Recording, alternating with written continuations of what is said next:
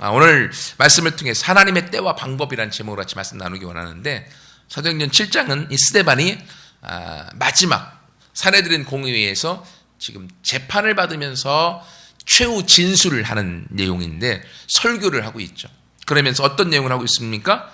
마지막 유언과 같은 말씀인데 믿음의 선조들 아브라함 때부터 하나님이 어떻게 일하셨는지에 대한 과거의 모습을 쭉 설파를 하고 있어요.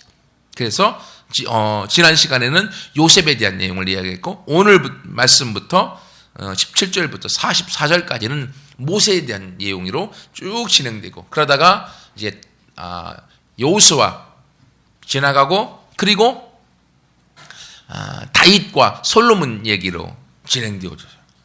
그렇게 과거에 하나님의 말씀을 설교를 통하여서 최후 진술을 하면서 바로 예수가 누구다? 과거에서부터 아브라함에서부터 지금까지 하나님께서 예언해 놓았던 사람이었다라는 것을 이야기하고 있습니다. 그래서 오늘은 이제 모세에 대한 부분, 처음 부분인데 모세가 등장하는 내용에 대해서 이야기하고 있습니다. 이걸 통해서 함께 말씀을 나누기 원하는데, 첫 번째 말씀은요, 우리가 과거를 기억하는 자가 되라. 과거를 기억할 수 있어야 된다고 하는 거예요. 어떤 과거요? 하나님이 과거에 나와 어떻게 함께 하셨고 오늘날 나와 어떻게 같이 하셨는지를 기억해야 되는 거예요. 함께 우리가 불렀던 찬송 있었죠? 예, 그것처럼 하나님이 내려주신 복을 기억할 수 있는 사람, 그 사람은 행복한 사람입니다. 과거를 잘 잊어버리는 사람은 어떻습니까? 과거를 잃어버리면요, 과거에 잘못했던 것 계속 반복할 수밖에 없어요. 우리나라 얼마나 많은 이 무너지는 사고가 많았습니까? 너무 가슴이 아팠어요. 삼풍백화점, 제 아내와 함께 결혼하기 전에 의정부에서 데이트하고 있었는데 갑자기 TV에서 난리가 난 거예요. 봤더니만 삼풍백화점이 무너져갖고 수백 명이 죽어 지는 모습을 봤고, 백화점만 무너졌나요? 다리도 무너졌죠. 지하철은 불나갖고 죽었죠. 대구에서는 지하철 공사장이 폭파해갖고 땅속으로 들어가 버렸죠. 날아가는 비행기는 떨어지죠. 그런 엄청난 부실 공사로 말미암은 문제들이 너무나 많이 있었다고 하는 거예요. 그런데도 불구하고 우리나라는 과거를 너무나 잘 잊어먹는 그런 어떤 아픔이 있어요. 아픔. 근데 오늘 본문에 보면 스데반이 설교를 하고 있는데, 스데반은 지금 어떤 내용을 설교하고 있습니까? 이스라엘의 모든 역사, 과거에 하나님이 어떻게 함께 하셨는지에 대한 과거에 대한 선조들의 믿음에 대한 고백들로 그가 설교를 하고 있는 거예요. 그러니까 지금의 스데반에 있기까지는 하나님이 지금까지 어떻게 이스라엘을 이끌어 왔는지에 대한 과거에 대한 기억, 과거에 하나님이 어떻게 인도하셨는지에 대한 믿음, 과거를 온전히 알았던 사람 스데반이 지금 성령이 충만하고 지혜가 충만하여서 그 시대의 성경학자들인 바리새인과 사두개인들과 대등히 이야기해도 전혀 기죽지 않고 담대히 말할 수 있는, 그리고 스데반의 얼굴을 보니까 빛나는 사람으로 그가 서 있게 된 것을 보게 되어집니다. 여러분, 이것처럼요, 과거를 기억하는 사람이 현재도 지혜롭고 충실하게 살아갈 수가 있어요. 과거를 쉽게 잃어버리는 사람들은요, 현재도 대충 살아요. 왜? 조금 지나가면 또 잊어먹을 거니까. 그렇게 되어져요. 그러나 과거를 철저히 내 삶을 알고 과거에 내가 무엇을 잘못했고 무엇을 잘했고 잘못한 건 어떻게 내가 바꿔나가야 될지에 대한 생각을 갖고 살아가는 사람들은요, 현재에도 충실히 살아갈 수가 있는 거예요. 저 새벽에 생명의 산 말씀 계속 묵상하는 게 레위기 말씀이에요. 그래서 레위기 말씀 가지고 새벽마다 설교를 하거든요. 죽을 맛입니다. 레위기를 여러분 읽어보신 적 있나요? 레위기를 읽는 것만으로도 죽을 맛이거든요. 율법 조항이기 때문에 헌법제 갖다 놓고 읽는 거하고 거의 비슷해요. 근데 그걸 매번 설교하려고 하니까 참 힘든 경우가 많이 있어요. 근데 하나님의 은혜를 주셔서 레위기 말씀 같이 설교하는 중에 요 며칠 전에 했던 설교 중에 하나가 어떤 건가 하면, 유대인의 3대 절기 중에 초막절의 절기가 있어요. 7월 15일부터 22일까지 지키는 절기인데, 그때는 지금의 추수감사절과 같은 의미를 가지고 있어요. 모든 추수를 다 끝마치고 풍성한 은혜를 주시고 풍성한 수확을 주신 하나님 앞에 감사하여서 그것을 하나님 앞에 올려드리고, 또 수장절이라고 하는데 이제 먹으려고 하면 어떡합니까? 무 같은 것은 땅 속에다 다 이렇게 파묻어 놓고 저장해야 될 거 아니에요. 그래서 모든 추수한 것을 다 저장해 놓고 하나님 앞에 올려드리는 절기, 수장절. 또 초막절이라는 이름은 그때 그러면서 어떤 걸 지키는가 하면 이스라엘 백성이 애굽에서 있다가 하나님께서 그들을 인도하여 내서 가나안 땅에 가기까지 광야 40년 길을 걸으면서 그들이 어디서 살았을까요? 임시 거주지인 텐트와 같은 초막으로 엉성하게 하늘에 보이는 집을 줘놓고 그들이 살았어요. 왜요? 구름기둥과 불기둥이 뜨면 언제든지 이동해야 되기 때문에 임시 주택에 살았던 거예요. 그래서 이 초막절 일주일 동안은 자기가 아무리 좋은 집이 있어도 으리으리한 집이 있어도 모든 유대인들은 모든 가족이 밖에다가 초막을 짓고 일주일 동안 지나야 돼요. 그런 절기예요. 근데 이 초막절에 이들이 자기 집을 다 벗어나서 하늘이 보이는 듬성듬성 별이 보이는 그 집을 져놓고 거기서 들어가서 일가족이 잠을 잘 때 뭔 얘기를 할까요? 무슨 얘기 하겠습니까? 하나님이 주신 풍성한 수확에 대한 감사의 얘기도 하겠지만 우리가 아니 애기들이 물어볼 거 아니에요. 아버지 아니 좋은 집 내비두고 왜 여기서 우리가 자야 돼 왜? 물어볼 거 아니에요.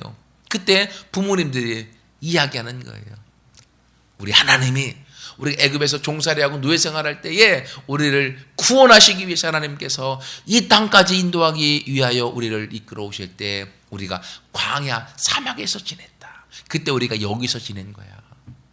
우리가 그렇게 광야에서 지내면서 어려움 중에 있었지만 우리 민족이 망하지 않고 이렇게 지금 좋은 집에서 좋은 땅에서 살 수 있도록 하나님이 이끌어 주신 것이다 라고 하는 일주일 동안 자녀들에게 산 교육을 시켰던 것입니다.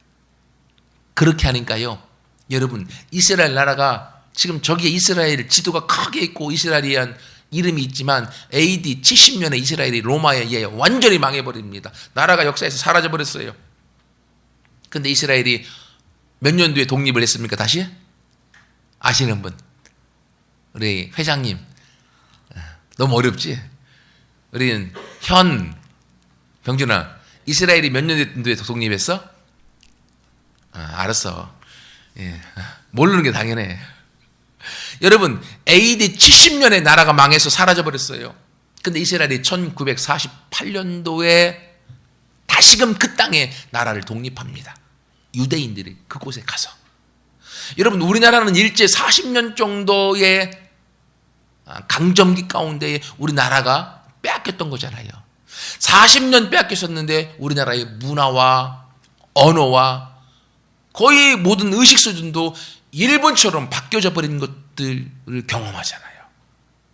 근데 저기는 이스라엘이라는 나라는 약 1900년 동안 역사에서 나라가 없어져 버렸어요. 유대인들, 이스라엘 백성 모두는 전 세계에 흩어져 살았습니다. 그랬는데도 불구하고 그 땅으로 1900년 만에 나라를 재건시킨 거예요. 와, 이해가 안 돼요. 이것은 아이러니입니다. 어떻게 가능합니까? 이들은 나라를 빼앗겼어도 그 모든 절기 때마다 절기를 지키면서 그의 자손들에게 대대로 신앙의 절기를 지키면서 초막절 때 하나님이 어떻게 우리를 이끄시고 인도하시고 사랑하셨는지, 하나님이 얼마나 우리를 사랑하시는지에 대한 하나님의 과거에 대한 이야기들을 계속 몇 년 동안요? 1900년 동안 해온 거예요. 어디에서요? 자기 집이 아니라 일주일 동안 바깥에 나가서 초막에서 지내면서 산교육으로 그들의 그 과거를 기억하면서 자기들은 이스라엘로 돌아가야 된다. 자기들은 이스라엘로 가서 하나님의 다시 오심을 우리가 경험해야 된다라고 하는 그 신앙을 갖게 되어줬고 1900년 만에 다시금 이스라엘이라는 곳, 그 땅으로 가서 나라를 독립합니다. 여러분, 이것처럼 과거를 기억하는 사람, 하나님이 어떻게 함께 하셨는지를 아는 사람들은요, 불가사의한 일들을 만들어냅니다. 전 세계에서 이스라엘 유태인들 몇 프로입니까? 1%도 안 되잖아요. 극소수인 사람입니다.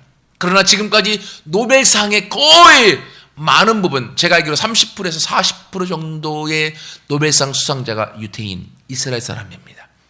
그리고 미국의 모든 경제권의 거의 대부분을 잡고 있는 재력가들이 유태인, 이스라엘 사람들입니다. 땅덩어리는 자그만합니다. 그러나 미국이 이스라엘을 과시하지 못합니다. 왜요? 이스라엘 백성인 그 유태인들이 거의 모든 재력과 그리고 두뇌와 정치적인 많은 부분들을 잡고 있기 때문에요. 어떻게 가능합니까? 과거에 함께 하셨던 하나님에 대한 기억과 믿음이 있는 자들, 그들은 미래를 꿈꿀 수가 있고 그 미래를 하나님이 책임지시는 자들이 되어진다고 하는 거예요. 제가 아까 서두에 우리나라의 모습들 보면서 좀 안타까워했는데 정말 더 가슴 아팠던 것은 이번에 우리 엄미자 집사님 통해서 우리 교회 수양회 이제 홍천으로 가잖아요. 그래서 답사를 갔다 왔어요. 답사 갔다 왔는데 우리 남궁옥 그 선생님 그 기념관에 있는데 가서 그 설명해 주시는 분에게 설명을 쭉 듣고 있는데 막 그냥 볼 때는 사진하고 보니까 별 감흥이 안 돼요. 근데 설명을 들으면서 막 내 마음이 울컥하면서 가슴이 너무 아팠던 것 중에 하나가 뭔가 하면 우리나라의 가장 위대하신 분 중에 한 분이거든요. 독립운동도 하시면서 사회적으로도 그리고 국가적으로도 엄청난 영향력을 끼쳤음에도 불구하고 남궁옥 기념관이라고 하는 그 기념관을 만들게 된 배경을 들으면서 가슴이 아팠던 거예요. 뭔가 하면 그렇게 이 나라를 향한 숫도를 만들고 이 나라를 바로 세우기 위해서 헌신하신 분이라고 하면 국가가 나서서 그런 분들을 우리에게 알려주고 그리고 그런 것들을 기념관을 세워놓고 그런 부분들을 홍보를 해줘야 될 거 아니에요. 그런데 국가가 그 일을 하지 않는 거예요. 나라가. 그 옆에 교회가 있는데 한석교회 현재호 목사님이라고 하시는 분이 부임하면서 그 목사님이 여기저기 뛰어다니면서 그 목사님을 통하여서 기념관이 완공되어지고 그분을 통해서 무궁화라고 하는 우리나라 국가꽃이 되어지게 되는 그 모든 것들을 통해서 그곳에도 무궁화 동산을 만들면서 그 남궁옥 선생님이라는 분을 우리나라에 알리기 시작한 거예요. 누가요? 목사님 개인으로부터 시작되어졌어. 국가를 위해 헌신했음에도 불구하고 이 대한민국이라는 국가가 과거에 이 나라를 향하여 희생한 사람들을 돌보지 않고 그리고 개인이 그러한 일들을 해놓은 것들이 제 가슴 가운데 한 맺힌 아픔으로 다가오더라고요.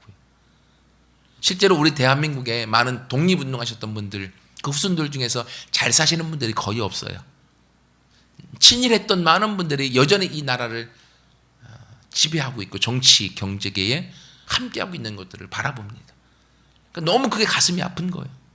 그러니까 이 나라가 지금 이 정도 이렇게 잘 살게 된 것은요, 우리나라의 위정자들이 잘나서라기보다는 하나님이 이 나라를 사랑하셔서 그런 거예요. 하나님이 이 나라의 평양장대원교회 부흥 이후에 이 나라의 엄청난 성령의 부흥을 통하여 이 나라를 성장시켜 주신 거예요.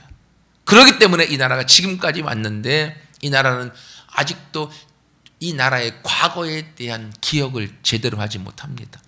그러니까 이 대한민국의 과거에 나쁜 일 했던 많은 사람들도 여전히 국회의원으로 찍어주고 여전히 우리나라가 위정자들로 세워나가는 것들을 바라보면서 그렇다. 대한민국이 정말 이 마지막 때 말세라고 하는 때에 하나님 앞에 더 크게 쓰임받기 위해서는 이 나라의 과거에 이 나라를 향하여 희생했던 수많은 순국선열들과 이 나라를 바로 지키기 위해서 목숨을 버렸던 수많은 사람들에 대한 재조명, 그들에 대한 기억을 할 수 있고 그리고 그들과 함께 기리면서 하나님 앞에 나아가게 될 때 이 나라의 미래는 더 밝게 될 것이다 라는 생각을 개인적으로 하게 됐습니다. 여러분 오늘 스데반이 과거를 기억하면서 그가 믿음의 고백을 하고 있는 것처럼 이제는 우리도 이 나라의 과거를 기억할 수 있어야 되고 그래야만 이 나라의 미래가 밝을 수 있고요. 또 나 개인적으로도 오늘까지 내가 오도록 나를 위해서 희생했던 부모님의 헌신과 그리고 내가 여기까지 오도록 나를 알건 모르건 앞에서 이끄시고 뒤에서 밀어주었던 하나님의 사랑이 있기 때문에 내가 있음을 아는 자, 그의 미래는 하나님이 또한 책임져 주실 줄 믿습니다. 여러분 그러므로 우리 모두가 과거를 올바로 기억하여서 하나님 안에 같이 나아가는 모두가 되기 원하고요. 우리가 1월 6일 날 밤에 출발해서 7, 8일 토요일 주일까지 2박 3일 그 홍천으로 수양회를 갈 건데 다 같이 가세요. 가서 그 남궁호 선생님 기념관 가서 또 그분에게 또 설명을 부탁을 드릴 텐데 들으면 많은 도움이 될 거고요. 오늘 이 설교도 기억해 보세요. 과거를 기억하는 자들. 그래서 함께 우리의 미래를 꿈꾸고 이 나라의 미래를 같이 우리가 꿈꿔서 짊어져 나가서 하나님 앞에 쓰임받아지는 모두가 되기를 축원합니다. 두 번째로는 과거를 기억할 뿐만이 아니라 하나님의 때를 아는 자가 되어야 된다. 오늘 설교 제목이 하나님의 때와 방법인데요. 하나님의 때를 알아야 된다. 오늘 본문 17절에 보세요. 하나님이 아브라함에게 약속하신 때가 가까우매. 하나님이 아브라함에게 약속하신 그 때가 가까우매. 하나님의 때를 알라고 하는 거예요. 하나님이 아브라함에게 약속하신 약속이 세 가지가 있었습니다. 내가 너에게 땅을 줄 것이요, 네 자손이 번성할 것이요, 그리고 너를 복의 근원으로 삼겠다. 근데 여기서요, 이미 자손에 대한 번성의 축복은 출애굽기 2장에서 이루어졌습니다. 허다한 족속이 출애굽기 2장에 보면 1장인가 2장에 보면 허다한 족속으로 번성한 것을 나와 있습니다. 애굽에 내려갈 때는 70명이 내려갔었는데 애굽에서 나올 때는 60만 대군이 나왔잖아요. 그죠? 엄청난 남자 장정만이에요. 군대에 나가 싸울 수 있는 사람만. 그러면 어린아이 그리고 여자 더 나이 많으신 분 포함하면 200만 명이 넘었을 것이다 라고 얘기합니다. 그럼 엄청난 사람으로 불어난 거예요. 그러니까 자손의 축복은 이루어졌습니다. 그리고 또 어떤 축복이요? 복의 근원의 축복도 이루어진 거예요. 왜? 가는 곳마다 하나님이 복을 주셨기 때문에. 그러면 나머지 한 개가 무엇입니까? 땅을 주신다고 했는데 지금 애굽에 있잖아요. 그러니까 하나님이 계획하신 약속하신 아브라함에게 땅을 주겠다고 했던 그 때가 가까움에 이들을 애굽에서 나와서 가나안 땅에 보내기 위하여 하나님은 지금 이 일을 시작하신 것입니다. 여러분 이것처럼요. 이 때는 시기잖아요. 내가 원하는 때하고 하나님이 원하는 때하고 다를 수 있다고 하는 거예요. 근데 우리는 하나님이 원하시는 때는 뒤로 밀어버리고 내가 원하는 때에 내가 기도하는 것 하나님이 들어주셔야 되고 내가 원하는 거 하나님이 지금 해주셔야 되고 그래서 우리가 마음이 복잡하고요. 신앙생활 하면서도 힘든 거예요. 우리가 하나님 나에게 지금 돈이 필요한 거 아시죠? 돈을 주세요. 기도하니까 마음에 감동이 줬어. 하나님 돈을 주심을 믿습니다. 아멘 하고 가서 편하게 있어야 되는데 아니 안 편해. 하나님 주신다고 했으니까 지금 주세요. 하나님하고 또 타협하는 거예요. 지금 달라고. 근데 하나님은 지금 주면 안 되거든요. 하나님은 조금 더 있다가 하나님의 때에 주려고 하는데 내 때는 지금 당장. 그 싸우는 거예요. 하나님이 주겠다고 하는 사인을 줬음에도 불구하고 지금 안 주니까 하나님이 나한테 주신 감동도 잘못된 거라고 생각하고요. 그리고 지금 안 주기 때문에 하나님이 나만 미워한다고 이렇게 우리가 반응하게 되어져 있는 것입니다. 하지만 성경에 보면 내가 원하는 때가 아니라 하나님이 계획하신 때에 우리 가운데 그 약속을 이루어 주시는 거예요. 쉬운 말로 더 말씀드리면 자녀들이 원한다고 자녀들이 원하는 때에 부모가 모든 걸 다 허락해 주지 않습니다. 어떤 때는요, 자녀들은 지금 원하지만 지금 해주면 얘한테 도움이 안 될 거라 생각하면요, 안 해준다고 얘기합니다. 근데 부모님 마음속에는 해주긴 해줄 거야. 근데 안 해준다고 그래요. 언제 해줍니까? 예, 조금 더 있다가. 그렇게 부모님들은. 왜? 그때가 부모님이 생각하고 있는 그때가 바로 자녀에게 더 좋은 때인 것을 알기 때문에요. 여러분 이거 똑같은 거예요. 하나님 우리 아버지시잖아요. 그렇기 때문에 우리에게 하나님께서는요 가장 좋은 것을 해주기 원하셔요. 언제? 하나님이 원하는 때에. 왜? 그때가 가장 좋은 때이기 때문에. 그럼 우리는 가져야 될 마음이 어떤 것입니까? 하나님이 약속하신 것은 하나님이 주신다라고 믿고 그 믿음 가운데 부모님을 신뢰함으로 자녀가 기다리는 것처럼 하나님 아버지를 신뢰함으로 내가 그때까지 믿음으로 기다리는 거예요. 예. 기다리다가 예, 죽기 직전에 주실 수 있어요. 근데 기다리다가 예, 하나님이 약속하신 것은 내가 죽음으로 끝나는 게 아니라요. 그 전에 하나님이 허락해 주시는 거예요. 그래서 어떤 때는요. 며칠 뒤에 주시기도 하시고 어떤 때는 1년 뒤에 어떤 때는 10년 뒤에 주시기도 하세요.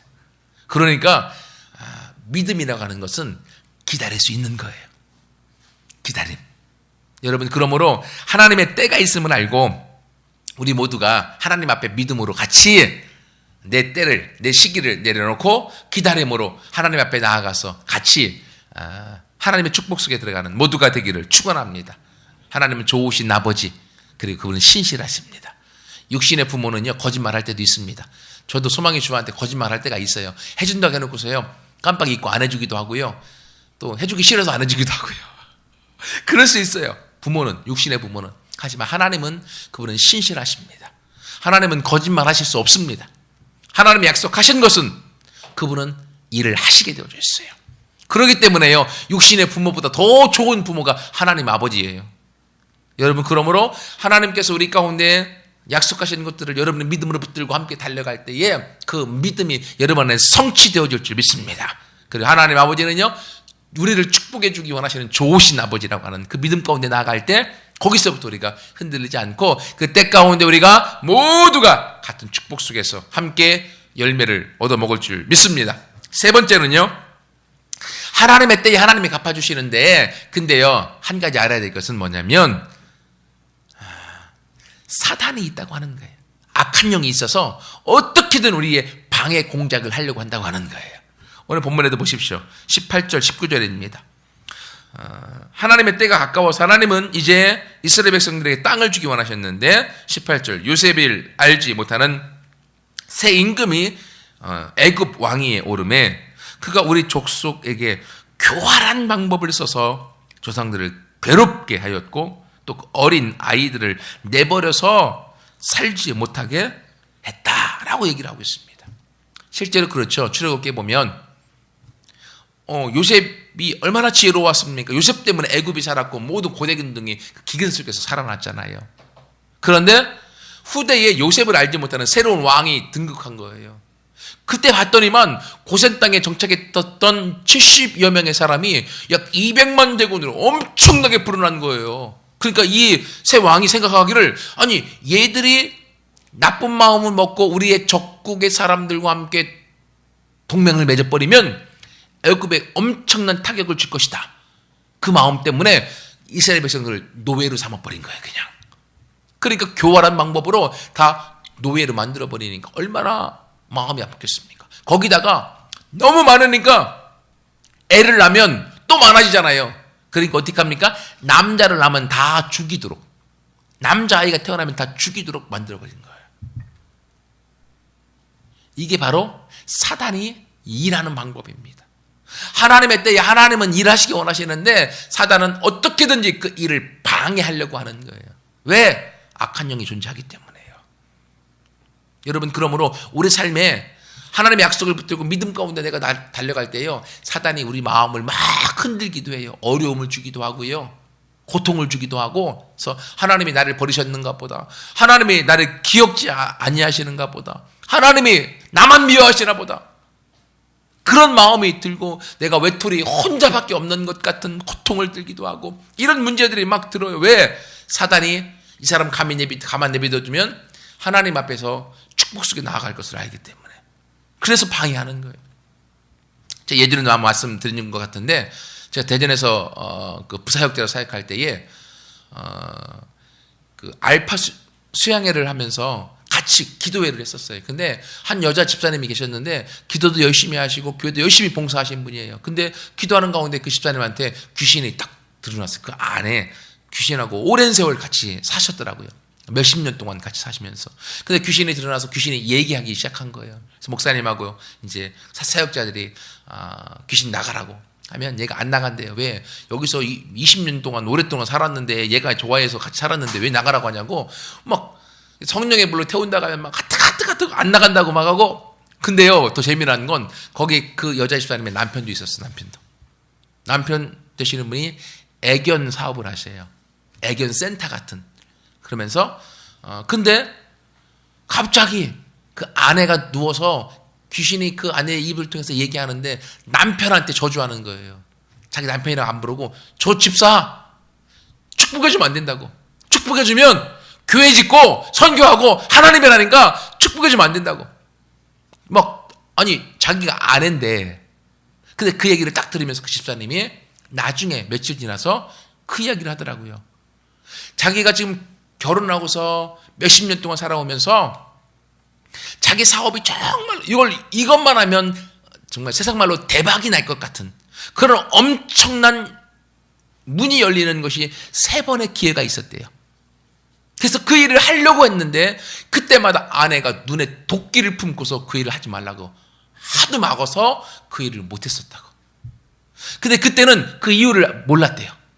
왜 이렇게 그때는 자기 아내 같지도 않고 사람 같지도 않았대. 눈에 도끼를 품고 그 일을 막는데 도대체 왜 그런가 이해도 모르고 아무튼 아내가 그렇게 반대하니까 못하고 지금까지 어려움 중에 가난 속에서 지금까지 왔는데 아내의 그 고백, 그 아내 입술을 통해서 고백했던 그 악한 영의 말을 들으면서 그 아내가 방해한 것이 아니라 그 안에 있는 악한 영이 나를 축복해 주면 이 가정이 하나님 앞에 귀하게 쓰임받아 되어지고 하나님 앞에 교회를 짓고 선교하는 일을 감당할 것을 알고 이미 그 아내를 통해 방해했던 것이라는 것을 그 집사님이 나중에 고백해 주더라고요.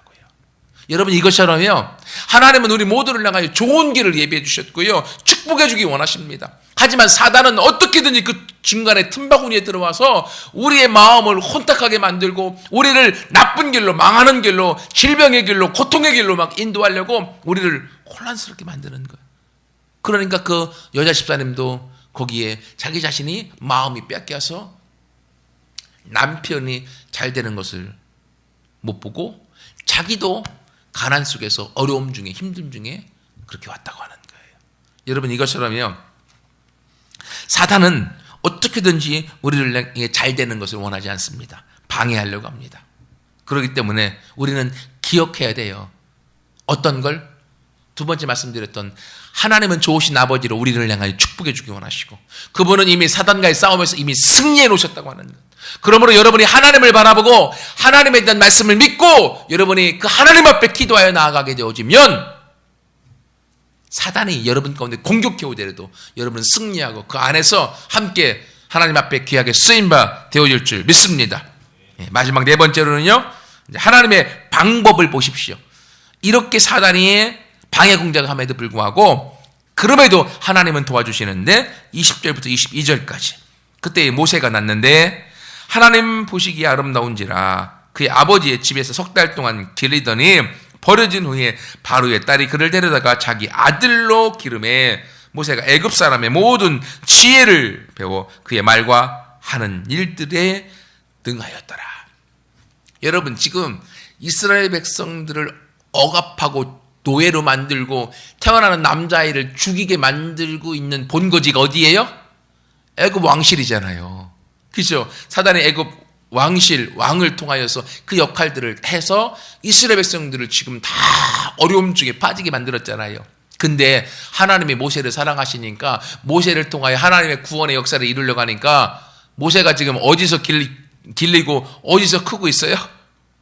그 애굽 왕실에서 바로의 딸의 아들로 양자로 적국 호랑이 굴의 본거지에서 호랑이 굴의 보호를 받으면서 그가 크고 있다는 거예요. 거기에 더 재미난 것은요. 모세가 바로의 딸에서 건진받은 다음에 그 다음에 자기가 왕궁에 데리고 가서 이 모세를 키울 자기는 결혼 안 했으니까 젖이 나오지 않으니까 대신 모세를 젖먹여서 키울 수 있는 유모를 데리고 와라 해서 돈을 주면서 유모를 데리고 왔잖아요. 그때 누가 왔습니까? 모세의 엄마가 왔잖아요. 예, 최초로 자기 자식 먹이고 키우면서 돈 받은 사람은 모세 엄마예요. 그래요. 그렇게 모세 엄마가 모세를 키우면서 그에게 신앙교육을 시켜줬고 그리고 마침내 모세가 커서 하나님 앞에 이스라엘 백성들을 구원하는 최고의 지도자로 쓰임받아오시잖아요. 여러분 하나님의 방법은요. 기막힌 방법입니다. 호랑이 굴에 잡혀가도 정신만 차리면 살 수 있다고 했죠. 예, 지금 모세가 호랑이 굴 속에 들어가서 하나님의 구원자로서 거기서 지금 크고 있는 거예요. 이게 하나님의 방법이라고 하는 거예요. 내 앞길은 다 막혀있고 나를 압제하는 사람들만 가득한 것 같고 나에게 엄청난 무거운 짐과 문제들만 오는 것 같은데 그러나 그 속에서도 하나님의 구원의 역사와 하나님의 일하시는 놀라운 하나님의 축복의 방법은 그 안에 있는 줄 믿습니다. 여러분, 우리의 생각을 초월하십니다. 하나님은요, 우리 생각 너머에서 일하시는 분이십니다. 바로 그분이 저와 여러분들의 좋으신 아버지십니다. 그러므로 함께 하나님을 신뢰함으로 믿음으로 기대하고 달려가서 우리의 삶의 앞길을 어떻게 하나님이 열어주시고 축복해 주시고 인도해 주시고 이끌어 주실지에 대한 기대하는 마음을 여러분이 갖고 설레는 마음으로 하루하루 나아가게 될 때 여러분 안에 그것이 현실로 보여지게 될 줄 믿습니다. 왜냐하면 구약의 이스라엘의 역사 가운데 함께 하셨던 하나님, 그분이 오늘날도 동일하게 저와 여러분이 하나님이 되어서 오늘날도 동일한 역사와 일하심을 보여주시기 때문입니다. 그러므로 기대하는 자, 믿음으로 바라보고 설레는 자, 그 사람은 현실로 하나님의 때에 하나님의 구원과 하나님의 역사하심과 하나님의 일하심을 맛보아서 하나님 앞에 귀하게 쓰임바 되어질 줄 믿습니다. 같이 함께 기도하겠습니다.